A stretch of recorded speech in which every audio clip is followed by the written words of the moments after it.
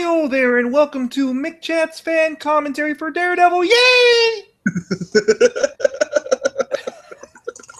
Hi, welcome to McChat's fan commentary. I'm Mike McG here at youtube.com/Mike McGTV, and now you can follow me on my recently changed Twitter handle at Mike McGTV. It feels more appropriate than Mike McG Music since I talk more about TV and movie stuff these days.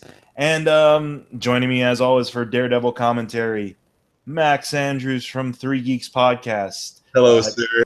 How are you today? Good. Follow them at youtube.com/Three Geeks Network and at their Twitter handle at Three Geeks Podcast, where they're at like 20,000 followers or something. Yeah, I think we're close. It should be around 10 or 11, actually. We're hitting on that 20,000 mark, though. They're well into 1K status at this point. Yeah. Help them get to 2K. Help me get to 200. I think we just hit 1,700, to be honest. So, good stuff coming out of the Three Geeks pipeline, such as the regular Three Geeks podcast, some Animaniacs. Is that what you guys are going to be doing later tonight?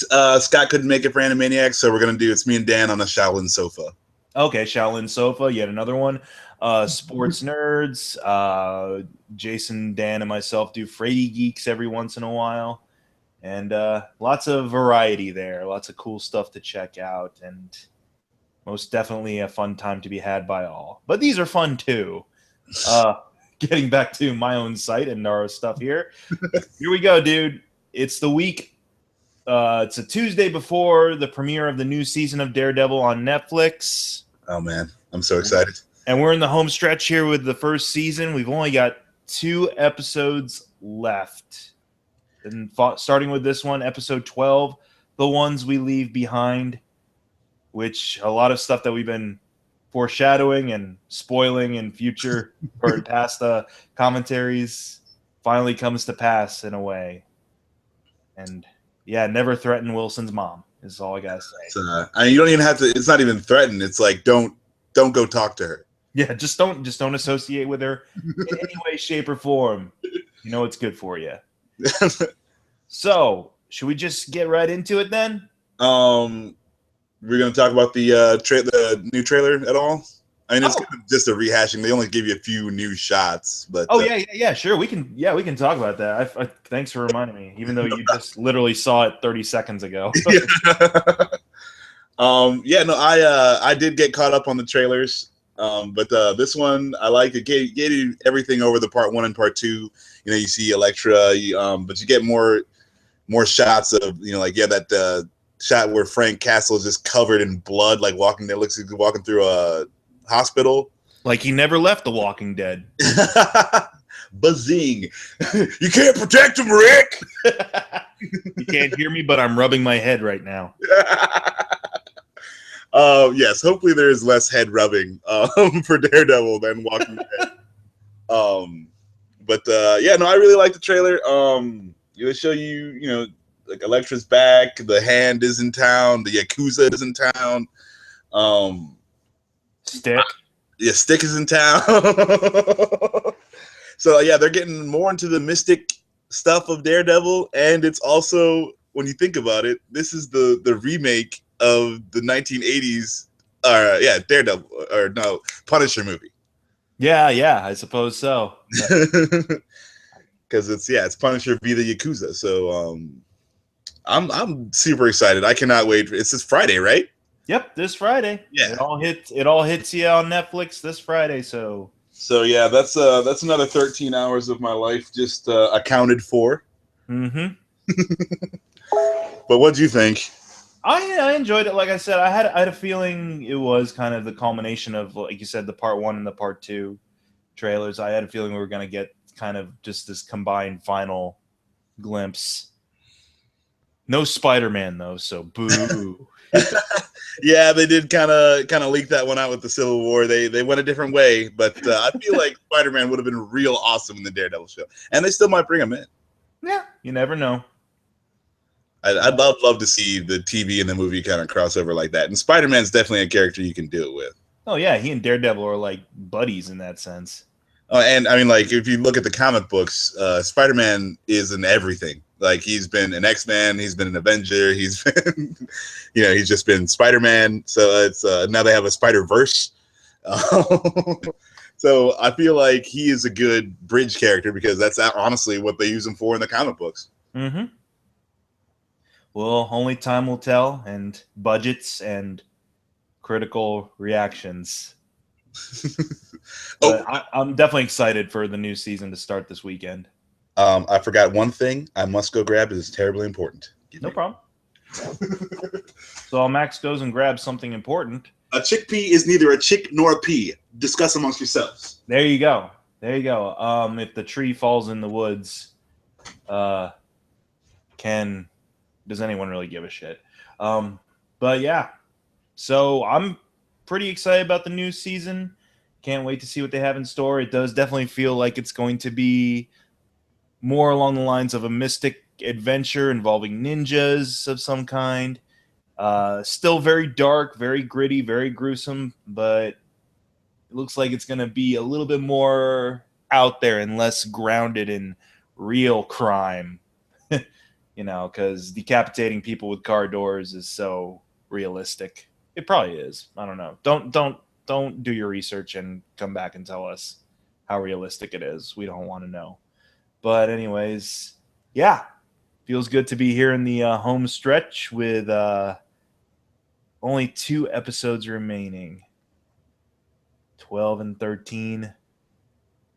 Just kind of filling time in so we can start with 12. And honestly, like, I know 13's like where everything pays off in a way, but 12 is one of my favorites. It's got some of my favorite dialogue, some of my favorite character interactions, and like I said, a big payoff to a certain character comes along at this point. But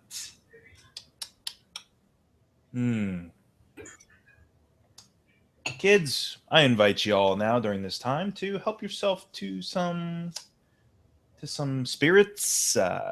Pull up a chair, get your episode primed and ready for some great commentary courtesy of me and Max. Oh man, whatever. I got nowhere to be today.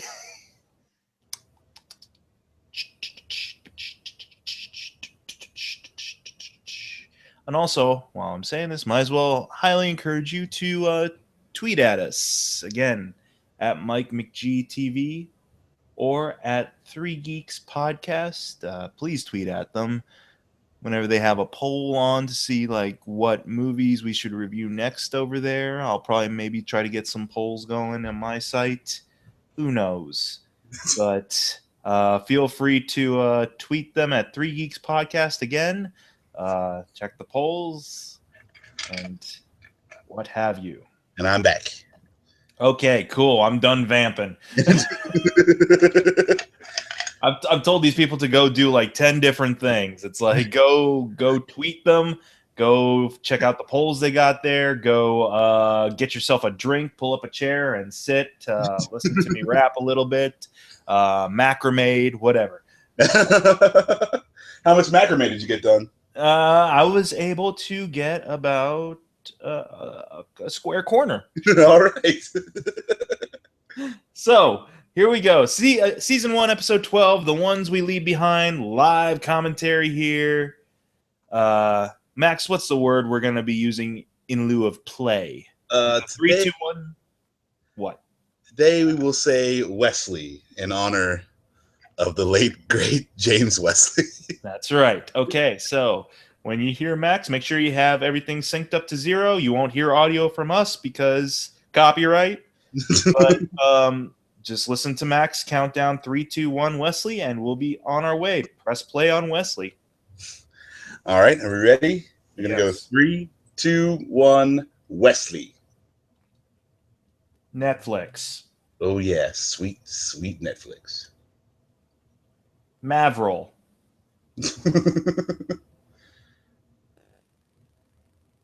Sorry, the clicking's back. It's part of the charm. Yeah. Anyways, gun. And oh yeah, this is immediately following the ramifications of her actions and killing off one of the most beloved characters on the show. I'm gonna miss Wesley. That's not even a joke. I really like that character. I kind of see why they did too, in a way. I now thinking about it, because if you're not going to have Kingpin, I don't know how good Wesley would be as a character without the interactions with Fisk as a regular occurrence. Yep, and also I feel like this. I mean, this put Fisk in a situation, so he doesn't have his right hand guy. And at the end of this, this season, like Wesley would have been a tremendous help in the legal yada yada yada bounce back from the end of it. But again, now we're just stuck on what's Fisk doing, what's Vanessa doing, and how that plays out. So I mean, like they kind of cut off Wilson Fisk's hand there with all that he counted on Wesley for. I see why they did it, to tell the story, but he was a good. I thought he was cool. He was definitely a really interesting new character that they developed for the show. Yeah, and I like what you mentioned too, the fact that he could have helped out with some of the legal ramifications at the end of the season. But I mean, that was kind of the point: is that his death, if anything, works Fisk more into a corner. The whole this whole stretch here with the last couple of episodes is all about really. This sequence gets freaky, but it's all really about working Fisk into that corner to the point that you just see how savage he really is. Yeah. So this freaked me out the first time I saw it.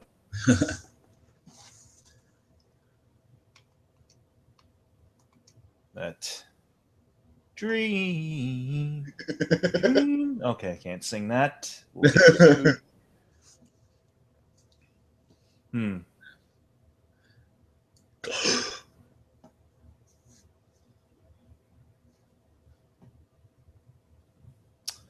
All right, let's see here. I can't remember. Is this something that persists well into the end of the season? Is alcoholism for her or not? No, I think she starts to get better. But it's kind of rough when you killed your first man.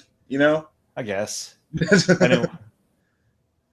And you actually killed him as opposed to being framed for it. Yeah,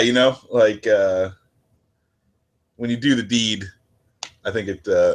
I wouldn't know from personal experience, but I think. I think it takes a certain toll on you, and drinking is one of the more common responses.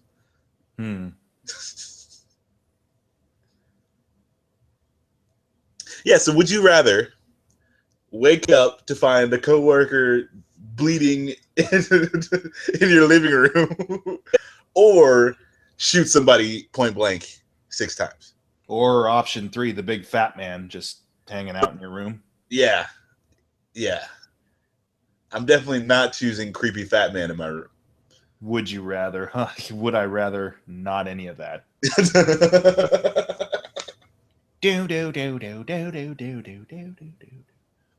Like I'm trying to emulate the the theme.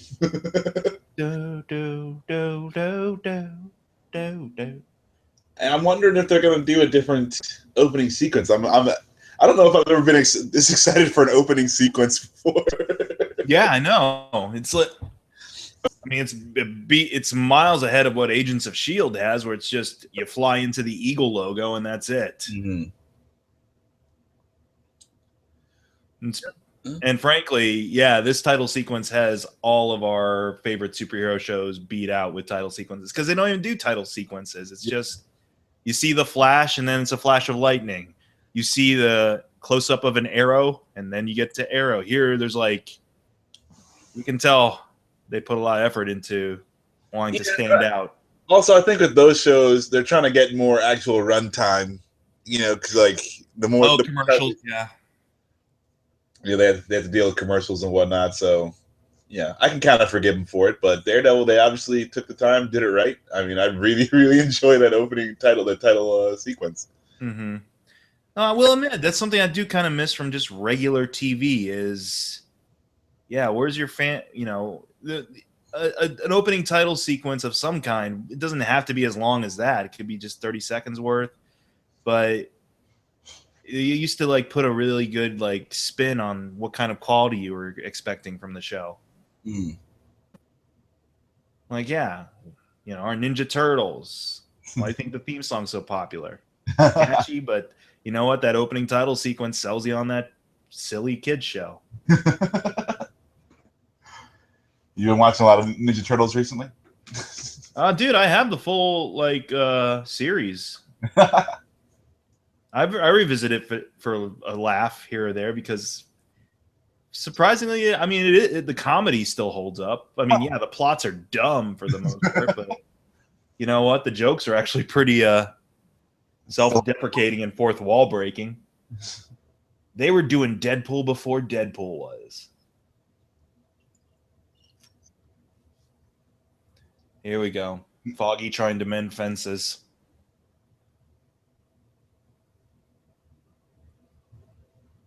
Oh, man.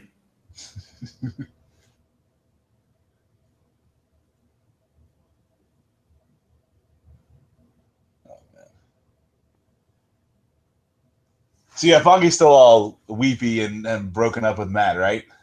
Yeah. Yeah. It's a shame. They really don't patch that up until the last half hour of the last episode, I think.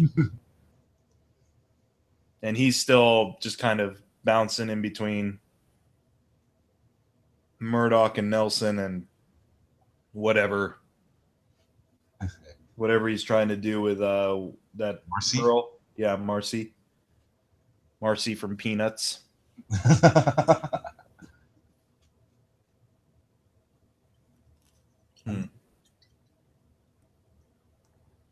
Yep. Like me. I just killed me a man.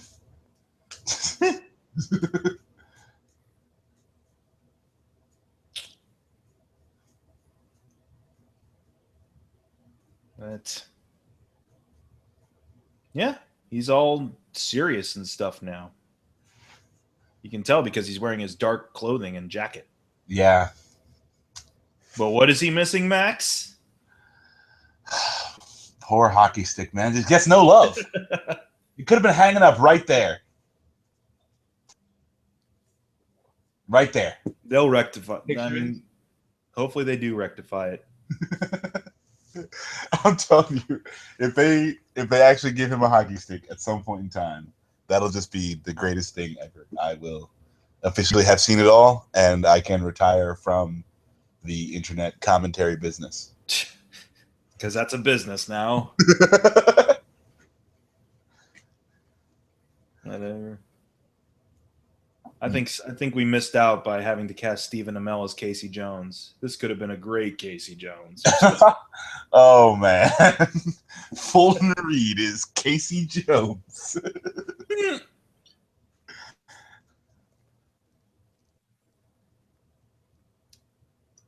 Awkward. Just a bunch of awkward. That's the one thing I never. I mean, I appreciate when it happens in a show for the sake of dramatic tension and stuff like that. But that's what I always hate watching in a show in a way is the awkward trying to fix stuff between friends and relationships. It's like an episode of Office without the funny. Exactly. I mean, it just makes me cringe, but not like cringe because I'm thinking, oh, it's so terribly written. Like this with looking at each other like Michael Scott and Toby.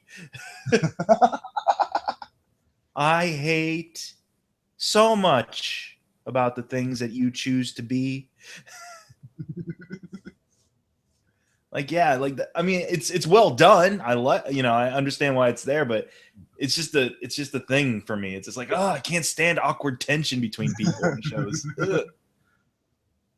Like dark tension and stuff like that, I get a little bit more, but just the you're in my way. Yeah. Yeah, I know. Don't care. Nah, you're in my way. I broke up with you. You moved first. Matt. Well, I mean, fits perfectly in line with Matt's personality of hit it and quit it. It's the way he is with his ladies and his friends. Oh, yeah. You selfish asshole.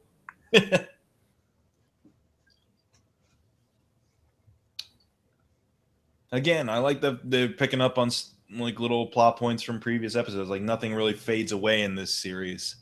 The fact that this is still continuing because of Elena, Yep.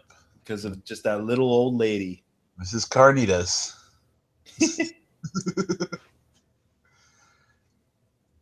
And it's also interesting because they it's like what they got to keep Karen out of the loop, for all the heavy stuff. So it's just like, no, he's super sad about Mrs. Carnitas. He thinks it's his fault.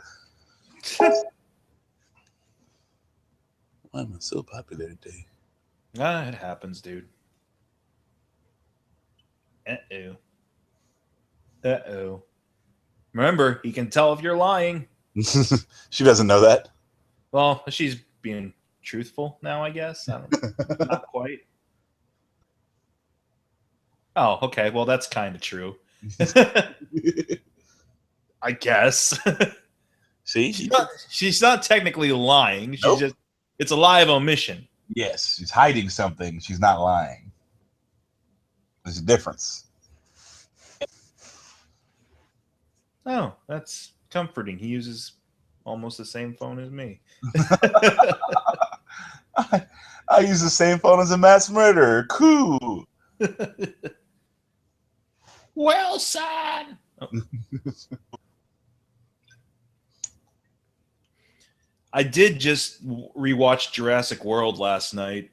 And it is fun to kind of come back to seriously disturbing Vincent D'Onofrio as opposed to like, the scenery is exquisite. Let me chew it, D'Onofrio. Jurassic World, what a letdown and a half. He was way better in this. Yeah, for sure. I just don't think the T-Rexes and Velociraptors should be friends, I mean, call me old-fashioned. I don't think they should be getting together.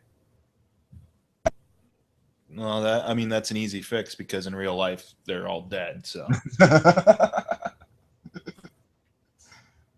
CGI T-Rexes and Velociraptors can do whatever the hell they want. I don't give a crap. Nah, man, that's not how I was raised. I'll tell you how I was raised. I was raised to believe that there were some really kind dinosaurs out there that you could befriend. One such dinosaur was named Denver, and he was, quote unquote, the last dinosaur, and he was amazing. He played guitar and skateboarded. Do you remember that show, Dinosaurs? I do. Not the mama. Sure. Anyways, back to Daredevil. Sorry. We are really invested, but it's more like, you know what? We watch this show so many times, we get the gist of everything. It's like, yep, they're having a soulful connecting moment here. It's beautiful. It really is. She's finally like coming around to his way of thinking. Now, I think the poison. No, because she was just okay with the mass murder from the get-go. Never mind. Yeah, she kind of stood by and watched, half the neighborhood blow up and was like, well, better them than me. Yep, my man made that happen. And yeah, it was more like pride. Now she's all about like, no, let's take the fight to them, honey. I killed them all. They'll poison our champagne. We'll poison their Sunday brisks. I don't know. Meacham? Oh, not Meacham. Damn it. Yeah, wrong show. Technically, his Meacham just bought it, so yeah. I don't know, though. No, Wesley's more of a Doug. Yeah, Wesley's definitely a Doug. He's like a cross between Doug and Meacham, I guess. Because, Doug, Doug can get down and dirty when he has to, physically, but I don't know. Yeah, I think he's just more of a Doug. All those other guys are Meachams. Doug prays he goes out in such a way. Yeah, God, the way Doug's been right now, he'll just die of a broken heart. And I'll be very upset that that's the way he went. Go out like Natalie Portman in a prequel. Francis, you're breaking my heart. Or go out like this guy at least. Oh man, gets the shit beat out of him. So, okay, don't say anything about his mom. Don't even say anything about his quote-unquote friends. It's just best not to be in the room. I would not like to be the one talking to Wilson Fisk about anything. So, that guy dead? No, he's alive. Oh, okay. He shows up later in the episode or next episode. He's like, still all fucked up, but he's still there. Okay. Okay, clean him up. There we go. It's going to be weird. Oh, wait, I can't. See, I haven't seen this episode in a while, but he doesn't sit down and, like, talk to him, does he? That would have been cool. He just sits down next to him. Yeah, I was like, wait, he just sits down next to him for a bit. If you just start having conversations with him. Yeah, and then he starts moving his mouth and making a voice like, I love you, Wilson. You're my best friend. If he puts that like Charlie McCarthy spin on it. Oh, which reminds me, totally not anything to do with Daredevil. Do you see that picture of the Oscars of that little kid from that movie standing next to Daisy Ridley? No. Look up like Daisy Ridley. I forget what the little kid's name is. Like Daisy Ridley, little kid Oscars picture or whatever. It's It's creepy. It's like he looks like a ventriloquist dummy, like standing next to her. It's weird. Anyways, you just remind me of that by prompting some ventriloquism from Wesley. Man, I got to say, kudos to an actor who can stay that still for that, for... Yeah, he's got to play dead the whole time.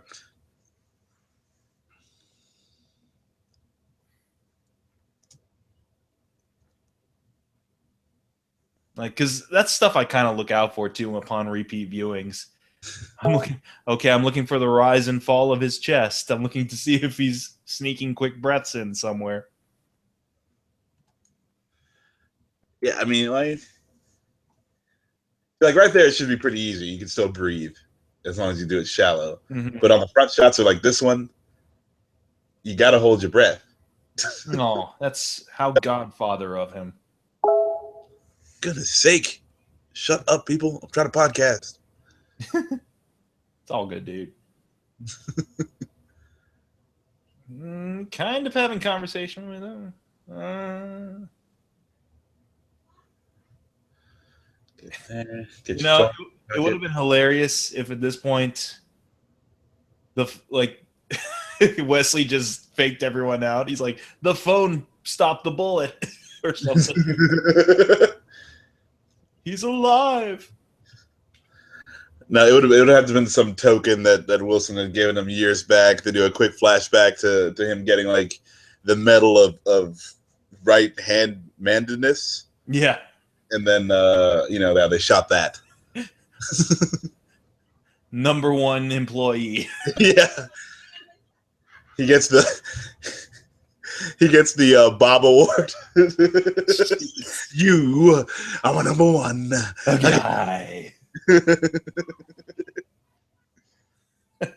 And then Kingpin just casually shoots him himself. Okay, this is a cool scene. Daredevil and Proto Daredevil and Ben trading info, being very Batman-y and Commissioner Gordon-y. Yes. There it is. Some Steel Serpent shout out yet again for Madame Gao. When that has a kind of pretty cool action sequence in here at some point. Oh yeah. I'm excited because for Madame Gao to see if we see her at all anymore, or if they just kind of let her simmer until Iron Fist comes out. I'm wondering because she literally just disappeared off the face of this season. Yep, that she did. Yeah, I guess that would be kind of a cool. I mean, we've mentioned before the cool thread to kind of just have her pop up there, and I think it'd be interesting to use the villain to connect, rather than some of the minor the B characters or whatever. Oh, like Claire and Claire and the cop, but But yeah, I think it'd be really cool if you go from like the villain's point of view for a little bit. If they started off like that, that'd be interesting. I'm really just super excited for Iron Fist. I mean, Luke Cage is gonna come up before that, but I mean, I don't know. Iron Fist is. I've got my eye on it. You got your eye on the fist. Yeah. Ion Fist. Oh yeah, super punny. That's how we do. Yep. Nobody'd look at a blind man twice. Hint, hint.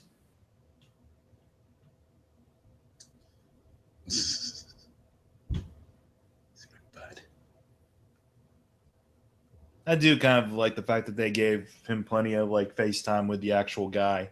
And it wasn't like, I don't know if I can trust you. You should trust me. I don't know if I can do that.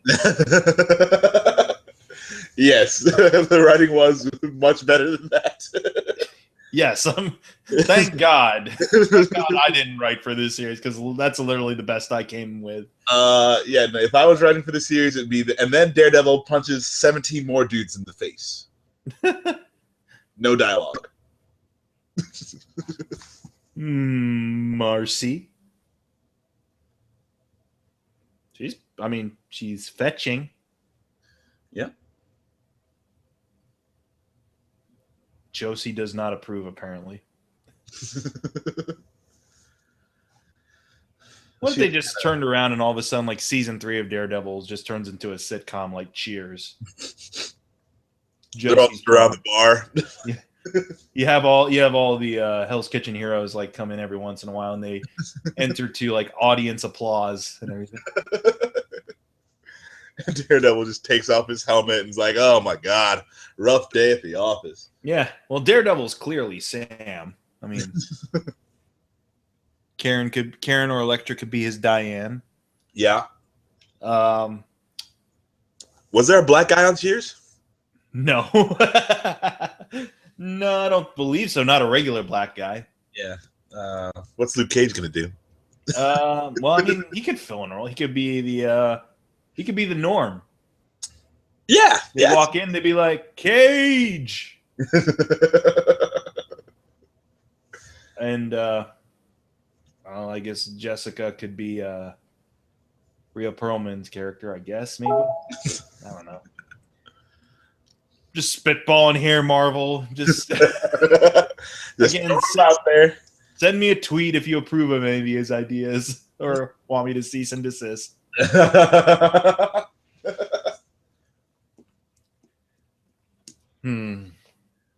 Yeah, you see, what had happened was somebody tried to kill me, so I killed him first. You might want to watch out. Yeah. By the way, Ben, I fucked up a little. This snake might come back and bite you in the ass. All right. Hopefully that's the end of that. Rigoletto. Mm-hmm.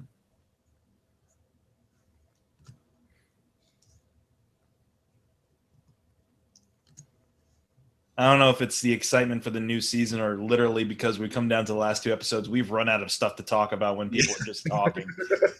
Well, I mean, like, and the thing is, though, the last, like, 2.5 episodes are just all story building, like, plot building, talking. Like, yeah. And really, like, no big action. I mean, there's some big action here at the end of this episode, sure. But, yeah, like, no big sequences until the last episode, really. Yeah.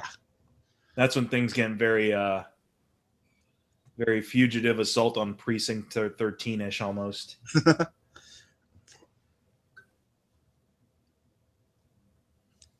But until then, I hope you all are enjoying these scenes of Karen wondering what to do in her existential plight.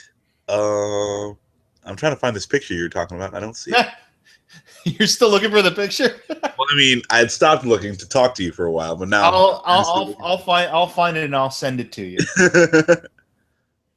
I'll find it and send it to you. Oh, they're like family. The family that's about to be violently horribly separated. Oh yes.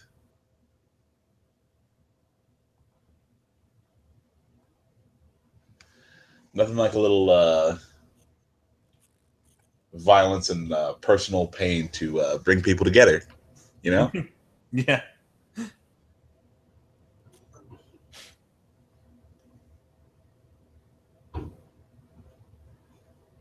And you find out that Marcy actually does have a soul. Oh yeah. Like I never thought of her as being like, yeah, she's not like muahahaing or anything like that. But I mean, like, this whole time she is really just a shark, and I was I was actually pleasantly surprised when she turned out to be a real person.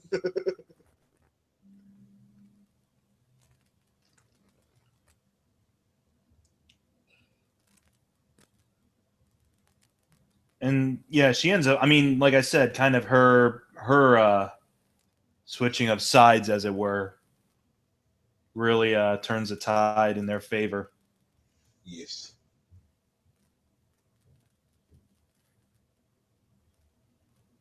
Take your soul back. I mean, yeah, she's definitely the hottest shark I've ever seen, but Yeah, shark. lawyers don't look like that. They don't even look like Matt and at best Foggy. if all lawyers look like Matt Murdock, I mean, are you allowed to punch your lawyer if you're unhappy with his?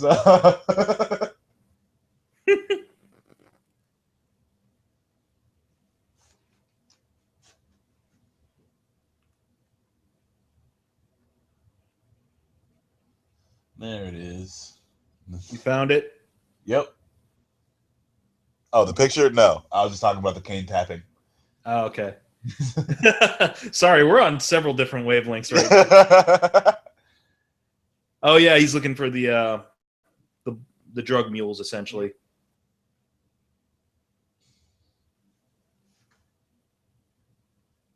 Gonna see if he can find a location. So do you think like blind people have a secret handshake or something with their canes? Jesus. So you greet each other. No, I don't believe that. Hello, fellow blind person. Pleased to meet you.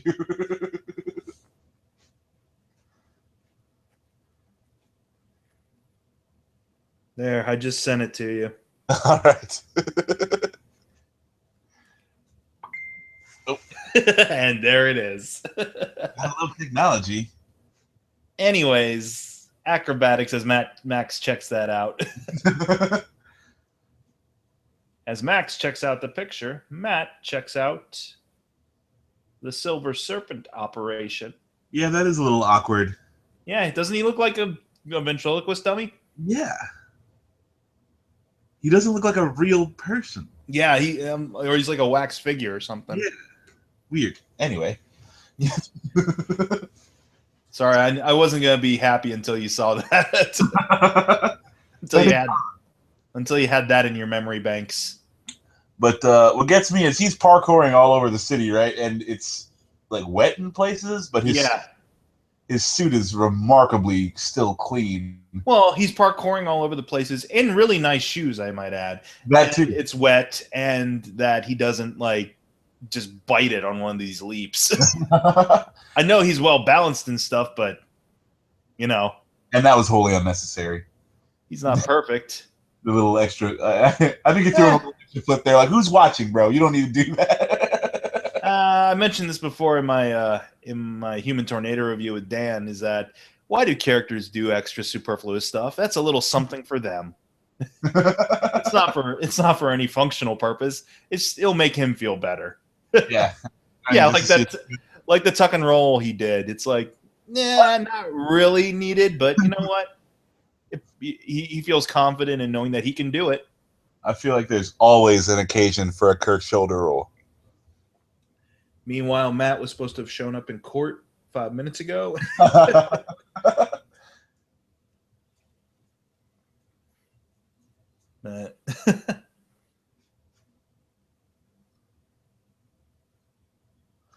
Come on in. How y'all been? Got my silver serpent drugs. Steel. Steel serpent drugs? No wonder I've been getting the wrong customer. Shit. And yeah, this is where we thought someone's on the payroll. Yep. And okay, no spoil, but it turns out to be that lady, right? It turned out to be that lady. That girl that they just showed. They showed you they shoot her a couple times where it kind of looks like you're supposed to be following one of the main characters in the background, but as again on more viewing, you realize that they're showing you that she's always there, and that's how she could kind of feed basic information. But yeah, it's really cool how they did that because you just don't know until the very end. And I'm sorry if I ruined this for you. Spoilers. Whatever. They got one episode to go at this point. Well, I'm just saying if this is someone's first viewing and for some strange reason they're listening to our commentary also. Seek help if this is your first viewing and you've got us along for the ride. Yeah. Because, like, as you've probably been hearing, we'll talk about the show occasionally, but then we'll get on a tangent about something else. Now, here's what I kind of appreciate about this show. That's not the same actress that played his mom in the flashback, is it? Wait, do what now? That's not the same actress that played his mom in the flashback. No. No. I mean, but that's the thing is, like, it could have fooled me. Like, at least, when Winter Soldier came around and they had Haley Atwell in her old woman makeup, I was like, it's a little fakey. Well, I mean, but Ant-Man with Michael Douglas. Yeah, I'll admit that was convincing. I don't know. For some reason, I buy more when you try to youthen up an actor than when you try to old them up. I think I'm the other way. Really? Yeah. I think it's easier to make somebody look older than it is to make them look younger. I don't know. I guess it's just based on what we've seen, too, because I know it definitely didn't work for Guy Pearce in Prometheus. No. But also work in Prometheus. The Last Stand, that's an example of the youth thing not really working either. X-Men The Last Stand. Yeah. I think that was creepy.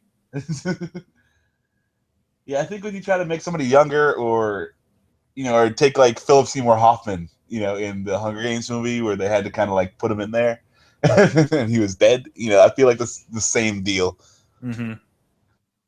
But, making them older is just about applying makeup. Yeah. But at the same time, they got a genuine geezer to play a geezer. So yeah, it's totally good. I'm cool with that. This can all be circumvented with good casting. Mm-hmm. That's what I was kind of getting around to. What's the good casting? But then I had to get caught up in my CGI old people thing.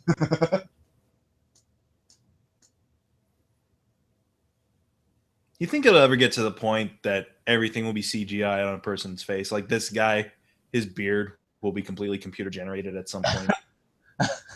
Starts like singing and doing a Disney number. Well, I mean, the way movies go nowadays is they CGI the most pointless stuff. Another thing that I'm really appreciative about this series is that it's, for the most part, down to earth, real, action scenes, real explosions, real fighting. Yeah. I see what you're talking about with the shots of they're in the background. Yeah. But like, in the Fan Four Stick movie, they CGI'd a chimp. Yeah, man. And the chimp wasn't doing anything. It was sitting in a chair. It wasn't even like acting well. It was a poorly. It was crucial to the telling of the story. I don't see how you missed that. And that's the reason Fan Four Stick failed, was just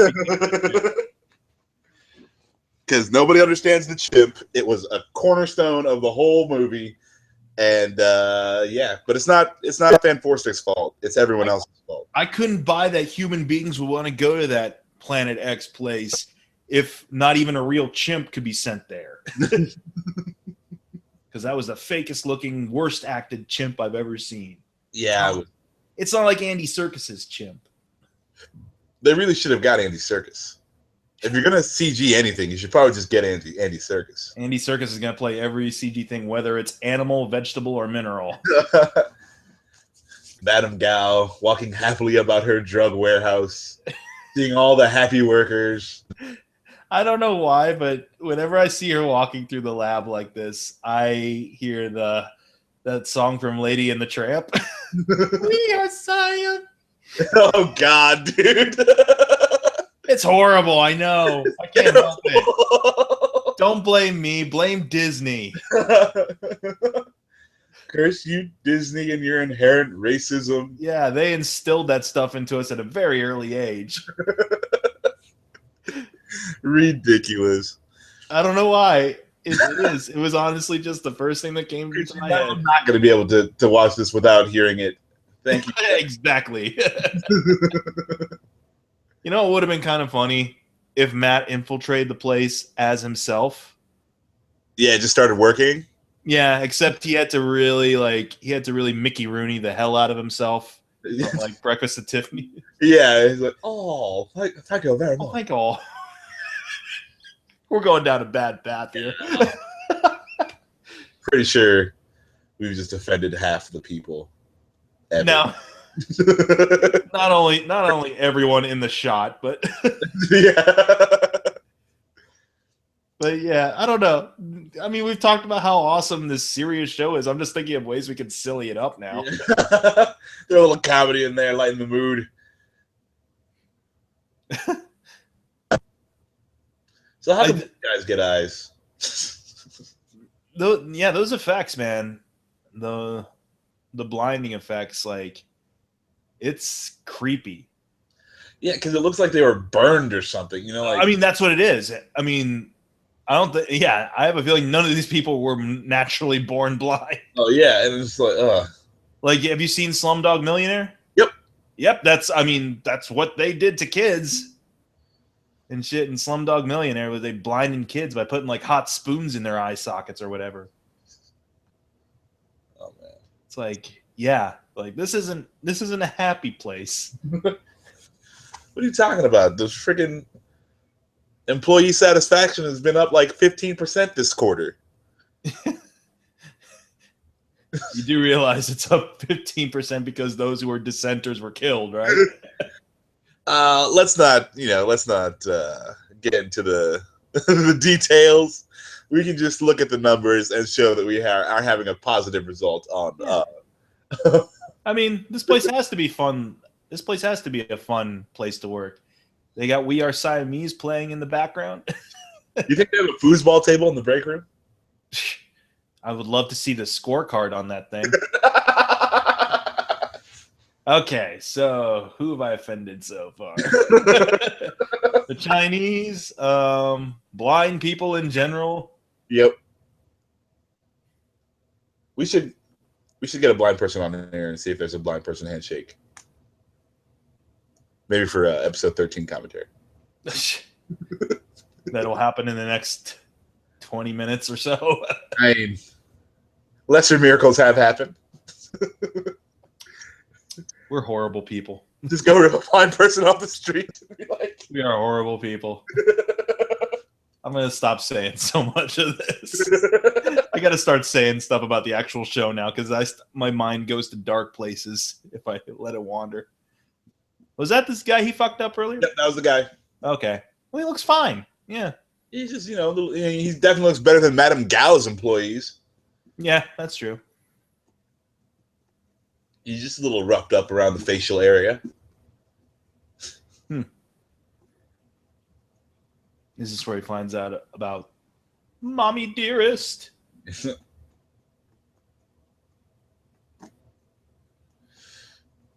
Bob Gunton. So used to getting left in the dust. I love the way she walks. With a purpose. She's got, for an 80-some-year-old lady, I'm sure, she's got some swagger to her. She's a very confident old lady. wow, that guy's a horrible shot. You know, like I feel like some of the bullets should have found their mark. Everything burns. They blinded themselves. Mm, I told you, man. sure. And now they save money on eye insurance. Yeah, I guess. Disability. You can skip that whole part of the package. Bam! Madame Gao's a badass. Totally makes sense. But you know what? Comic books.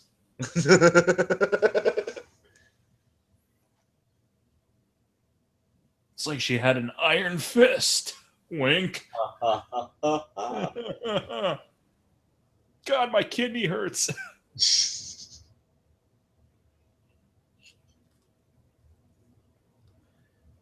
Yeah, this doesn't end well. Fire set off the sprinklers.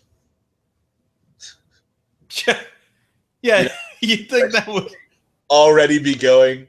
Yeah, shooting the sprinklers apparently is how you get fire sprinklers to work.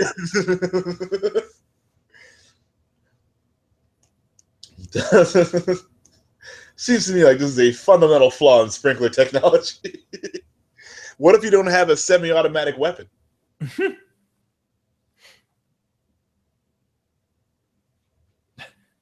Matt's gonna be stitching himself up yet again. I have a feeling. Hey man, you don't. That should be something we invent the drinking game to. Every time we have a scene of Matt stitching himself up, or getting stitched up, yeah. Hey, that guy. You know, he seems to be on a lot of just like random beats by himself. You know. Well, I mean, I don't know. I mean, neighborhood cops and things like that. They got their regular. This is all taking place within the kitchen. I'm guessing in some aspect. So I don't know. I buy that he would kind of be on these patrols. Well, yeah, I mean, but he's here, and then also at the very end, he's there, just by himself. Batman.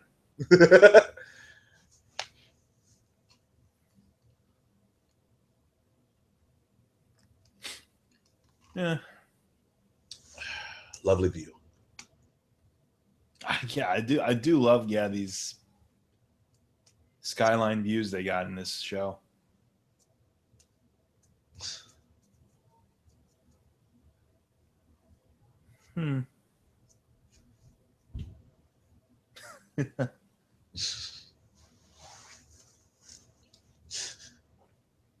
Lost in the flames.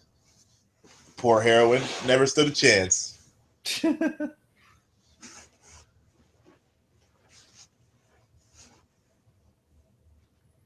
Yeah. This isn't his last scene, is it? No. He's got like one more after this. One more. So refrain from phoning it in, Bob. Nah. He was really one of my favorite characters this season too. Yeah, he really was. He takes the wind out of all the bad guys' sails from the most part. Like as they're all like being like, this plan is foolproof. He's like, isn't that a bit much? Yeah, it's like, nope, it's a bit excessive actually. Like, if anything, he's the Toby of the supervillains here. Wilson Fisk is definitely Michael Scott. Yep. And this guy is definitely his Toby.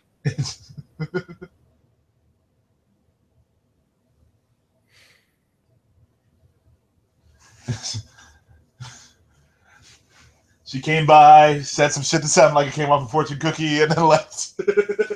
Yep. Such is the nature of Madame Gao.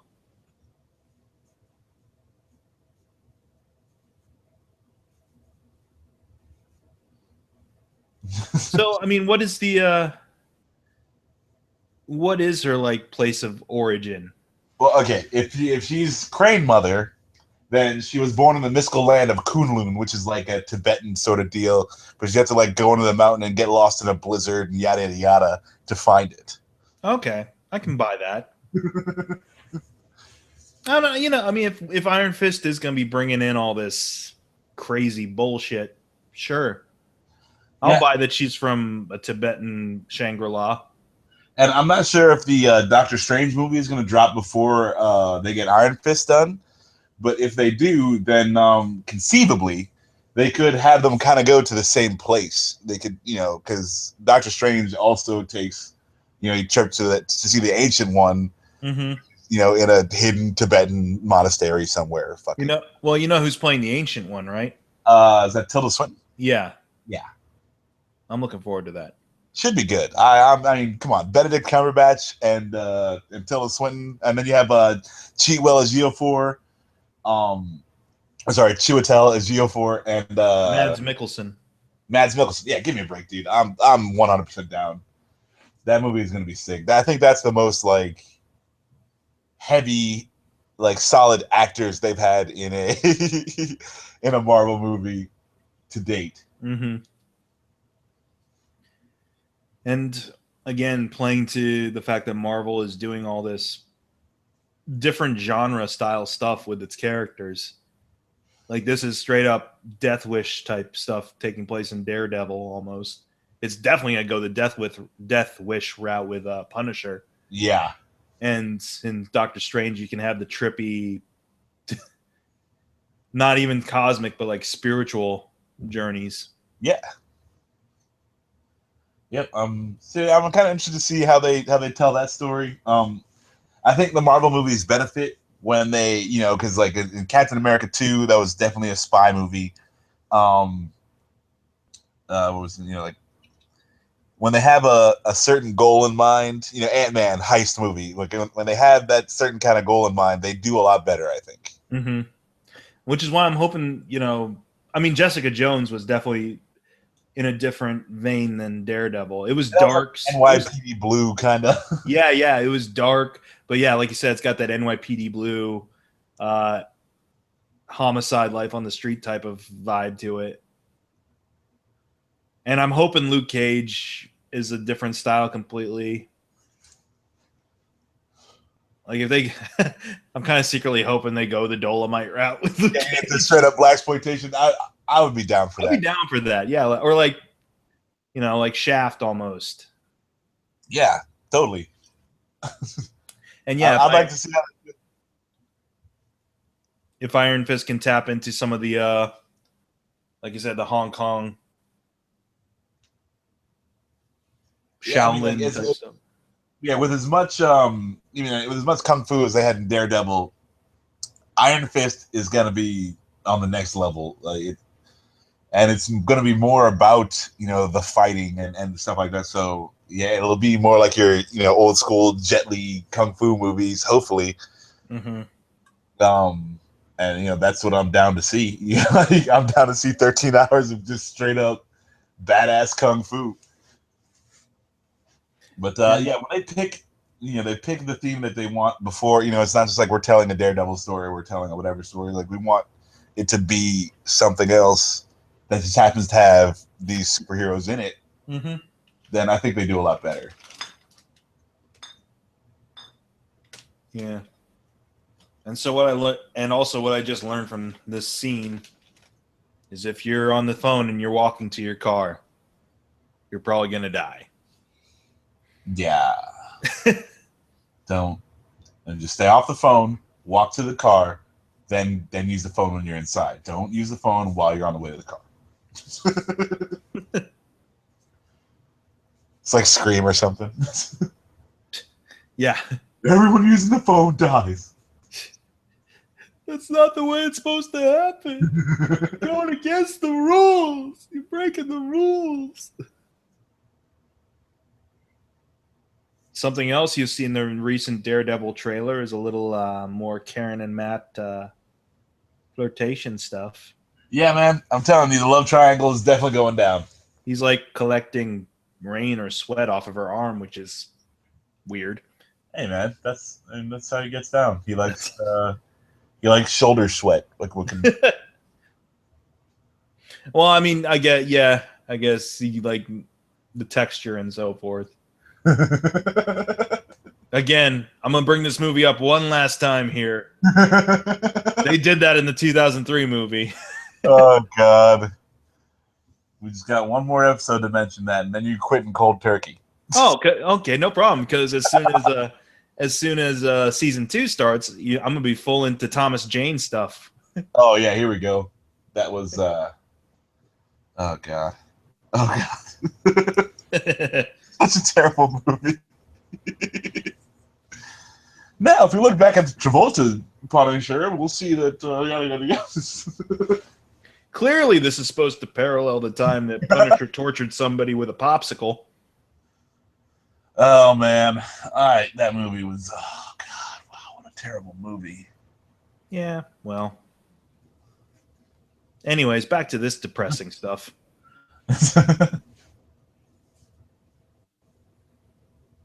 The perpetual 5 o'clock shadow is on full display here.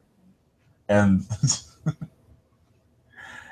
I also want to know, like, how many scenes is Matt's face not fucked up?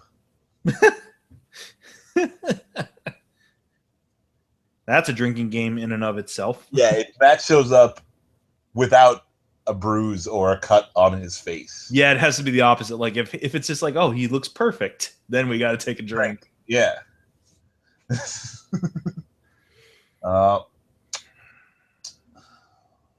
Signed your death warrant with that phone call, buddy. Yeah.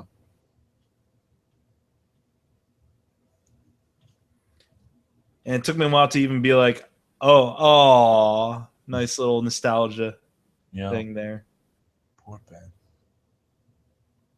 I want to know who the photographer was who got the picture of that giant space worm on top of that building. Peter Parker.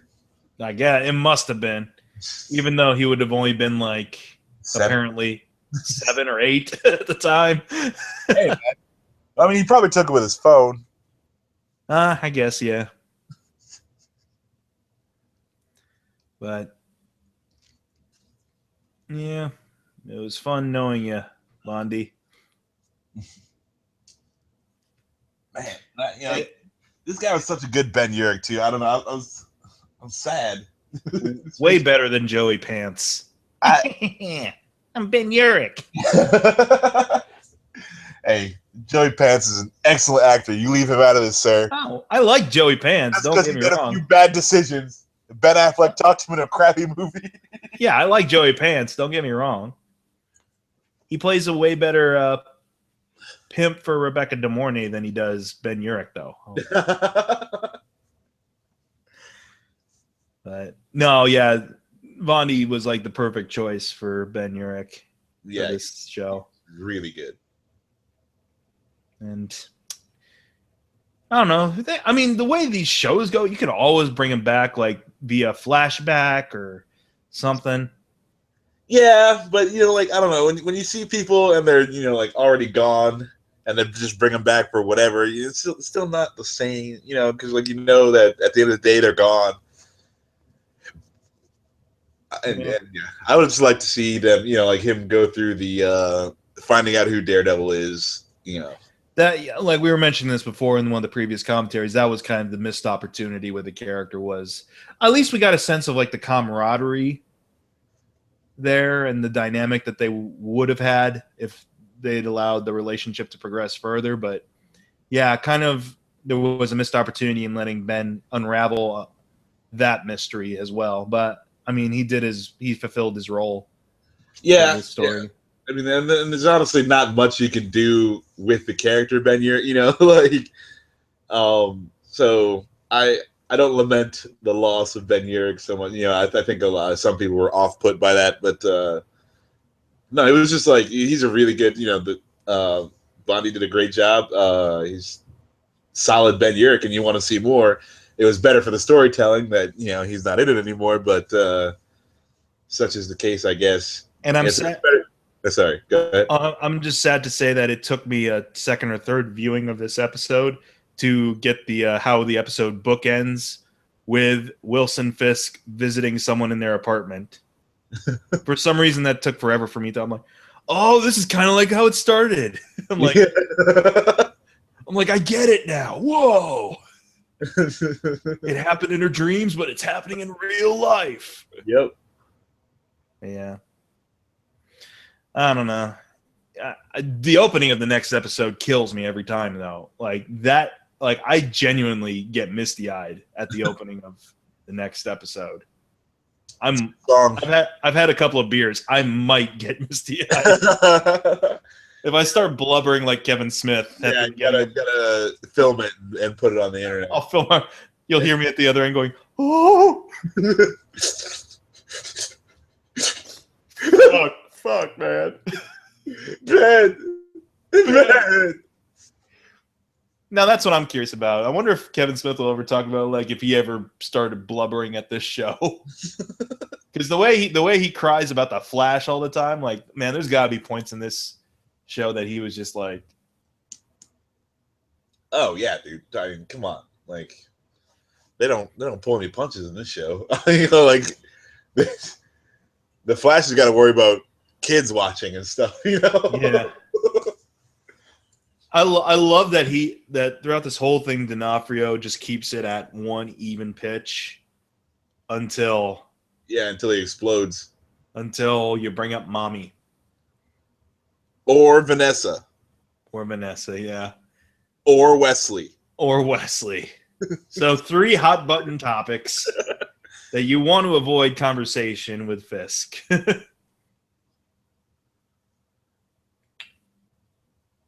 Technically, you brought her into this stuff, buddy. Oh, man. I like that, too. So I'm not here to threaten you. I'm here to kill you. Yep. Time for threats are over. Need not enter the equation. And honestly, yeah, because of my familiarity with the fact that the character is still alive in the comics, like I thought that kept him, I was like, oh, he's safe. He's safe for a couple of seasons. Right. So this scene definitely like threw me off. I was like, what? No. I thought if anything, Fisk would just like give him a stern talking to and then like just ruin his career. Yeah. But then I realized there's not so much more he could do to his career. Nope. Lost his job. So. Oh. Oh, that's not necessary. That's just disrespectful. Gratuitous. And on that high note, like I said, the opening of the next episode wrecks me. So we'll be back in a little bit to finish off this stellar first season. And we'll see you soon. Bye.